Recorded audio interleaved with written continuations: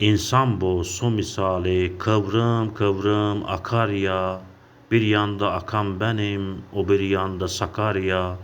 Su iner yokuşlardan, hep basamak basamak. Benimse alın yazım, yokuşlarda susamak. Her şey akar, su, tarih, yıldız, insan ve fikir. Uluklar çift, birinden nur akar, birinden kir. Akışta demetlenmiş büyük küçük kainat. Şu çıkan buluta bak, bu inen suya inat. Fakat Sakarya başka, yokuş mu çıkıyor ne? Kurşundan bir yük minmiş, köpükten gövdesine. Çatlıyor, yırtınıyor yokuşu sökmek için. Hey Sakarya, kim demiş suya vurulmaz perçin?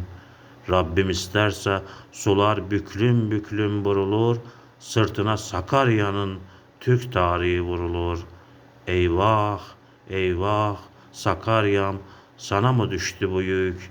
Bu dava hor, bu dava öksüz, bu dava büyük. Ne ağır imtihandır başındaki Sakarya, minbir başlı kartalı nasıl taşır Kanarya?